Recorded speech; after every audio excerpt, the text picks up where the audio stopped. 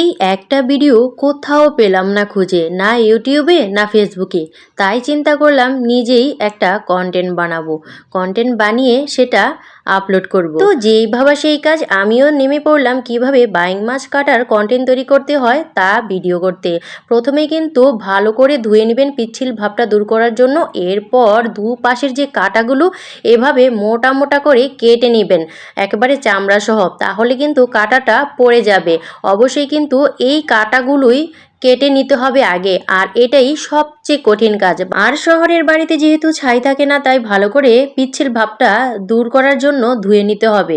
এরপর এখন মাথাটা আমি কেটে দিব। মাথাটা কেটে এই যে চামড়াটা, এটাকে একটু ছুটিয়ে আলগা করে নিব। তারপর মনে করেন এত সহজ আর কোথাও নাই। হ্যাসকা একটা টান দিবেন, এক টানেই কিন্তু এই বাইং মাছ ছিলা হয়ে যাবে, আর কোনো ঝামেলাই নাই। আর এটা টানতে অনেক বেশি ভালো লাগছিল আমার। তো এই যে আমি এক পাশটা তোলার পরে কিন্তু আরেকটা পাশেরও এরকম চামড়াটা তুলে টান দিয়ে একবারে ছিলে ফেলবো। তো এভাবেই কিন্তু বাইং মাছ কাটতে হয়, যদিও কাটা ফেলতেই কিন্তু সবচেয়ে কঠিন কাজ। আর এখন আমি মাছের যে ডিম এবং নাড়িভুড়ি আছে এগুলো টেনে পরিষ্কার করে ফেলবো। আর আমি যখন বাইং মাছটা কাটছিলাম তখন মনে হচ্ছিল যেন আমি সাপ কাটছি, এরকমই আর কি। বাইং মাছ আর সাপের মধ্যে কোনোই পার্থক্য নাই।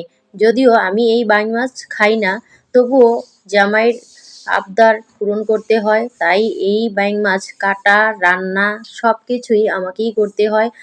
আর এখানে আমি যেহেতু কিশোরগঞ্জে থাকি, এখানে মাছটা তেমন একটা, এই মাছটা কেটে দেয় না। অন্যান্য মাছ যদিও কেটে দেয়, কিন্তু বাইং মাছ কিন্তু কেটে দেয় না, তাই বাসাতেই কাটতে হয়।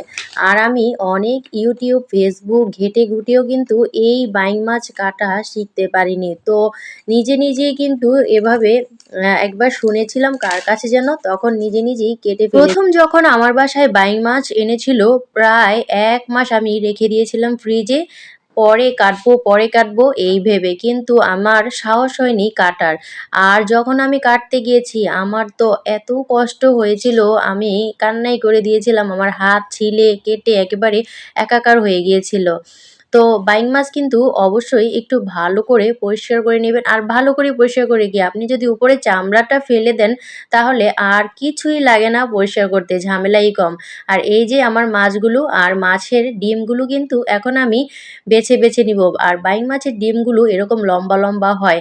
আর চামড়াটা কিন্তু নেব না, চামড়াটা আমি ফেলে দিব। অনেকেই কিন্তু চামড়াটাও নেয়, নিয়ে রান্না করে খায়, কিন্তু আমি চামড়া খাই না যেহেতু, তাই ফেলে দিব। তো আমার এই ভিডিওটা আপনাদের কাছে কেমন লাগলো? যদি উপকারী হয়ে থাকে অবশ্যই একটু লাইক কমেন্ট শেয়ার করবেন। আজকের মতো বিদায়, আল্লাহ হাফেজ।